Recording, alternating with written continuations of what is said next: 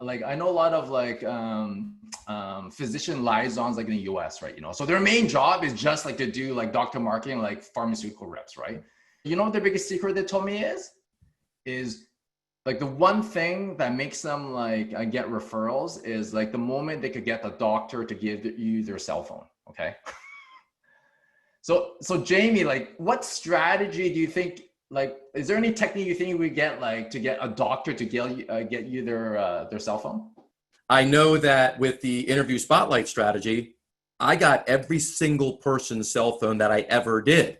And I would just say, I go, hey, what's your cell phone? I don't want to go through the front desk and all that. And they're like, sure, here it is. I've never had someone not give it to me. But to ask for a cell phone when there isn't a relationship or rapport and all that, I'm not giving you my cell phone number and you're going to be hounding me and stuff like that. So and Jamie, you're bang on. They're not gonna give you the cell phone if you ask for the cell phone, but if you have it, it's a win, right? And so the best way to actually get the doctor's cell phone is you actually give your cell phone to the doctor, right?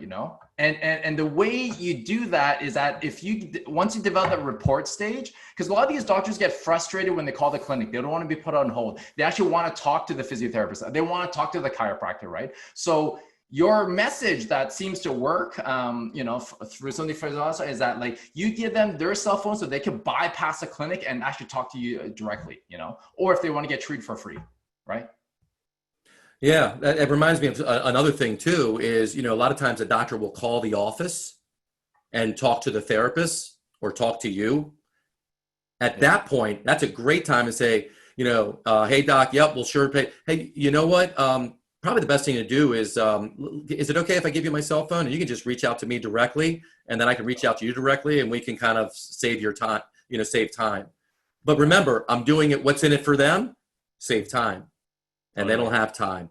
So. Oh, wow.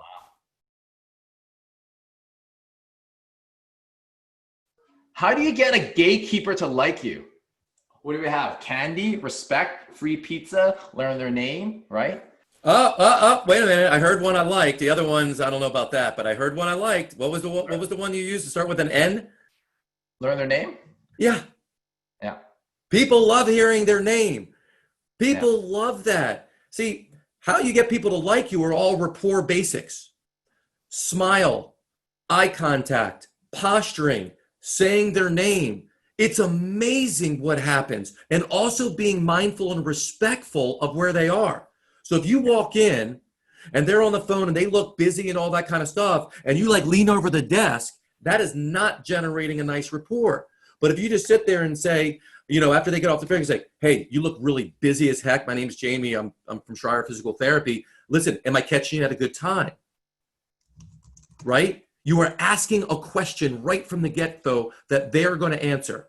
Am I catching you at a good time? Or I like to say, am I catching you at a bad time? So they have to say no. This has to do with Chris Voss's work around negotiation. Am I catching you at a bad time? Oh, no. Okay, you seem really busy here. Is this a typical day? And you just start doing a little bit of a chit chat.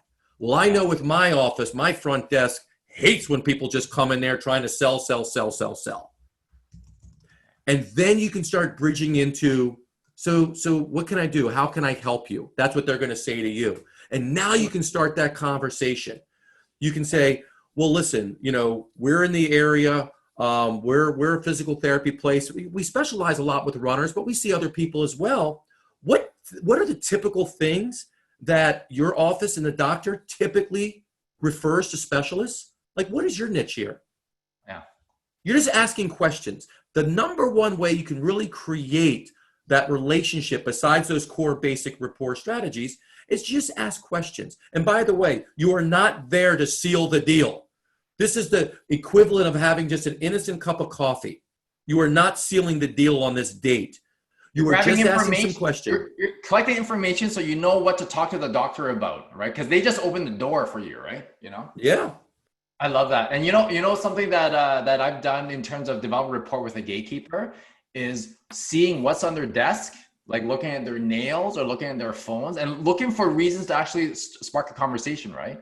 And so I've tried one where like, I was like, oh my, because a lot of them like have really nice nails, right? Like fancy nails. And I'll be like, oh my God, like I was like, I love what you did with the nails. Like, can you tell me more? Like, my wife is into this stuff, or my like, and then like they start talking about what they like. But like that to me is just like a segue of like having a conversation, right? You know, so right. Absolutely. What do you think about that one? There is a theme on this conversation for Yeah. sure. I was like, oh, I like your hair. Like, did you just get a haircut? Like, this is like amazing. Last week I saw you, like, it was like this. Like you're noticing like things. Imagine like dating someone for the very first time. You're noticing like things that they like.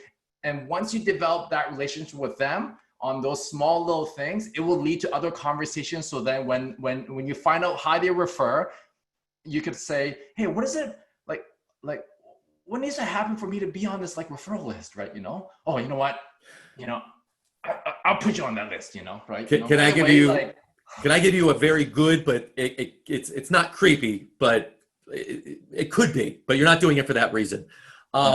So we all, the more you know about someone, the better it is to create commonalities. Another way to create rapport is to have common interests. All of our friends, we have common interests with them. That's why they're friends.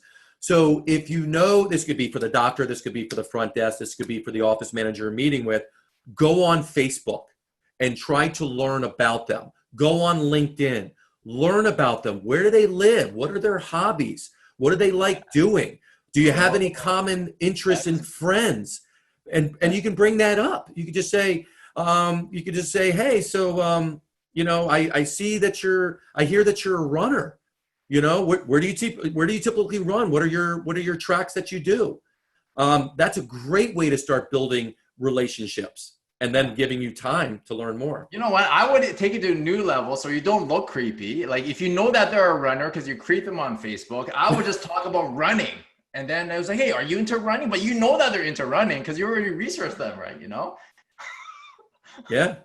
You know, I mean, there's a million tactical approaches, but as you know, Rick, as well as I do, it's about using what works for you, using what is embodied with how you like to show up. Because all of us on this call right now, and everyone that's going to be listening, we already do this for a living. We build rapport. We connect with people every day. It's just using those same things that you do and applying it to the doctor, to their staff, and not trying to be something you're not. Just be you and just connect with people. And I'm telling you, you're going to get plenty of people. Even if you try to screw it up, you can't. It's called the list strategy. How many times I've gone into a doctor's office, I'm talking to the front desk person, being mindful, being respectful, and all that kind of stuff. And they say, well, Jamie, the doctor never refers out. We just have a list. And I go, oh, is that how you refer people? They're like, yeah. What would one have to do to get on the list? I could just add your name. Would you do that? Would you add our name and our specialty? Sure. All of a sudden, we're getting referrals that are just overflow, that don't cost anything, because that's how they refer out. So to build a big relationship with the doc, what I found was a waste of time because the doctor doesn't care that much about it. They just rely on a list. So getting clear on how they refer to specialists is critical when you're with the gatekeeper, because the gatekeeper means that you're trying to get to the doctor. I can't tell you how many offices I went in, the doctor really doesn't get involved in referring at all. It's someone else on the team. That's the person you want to have the relationship with. A lot of time it's a list, or it's the office manager, or some other person. Yeah. So that information is critical.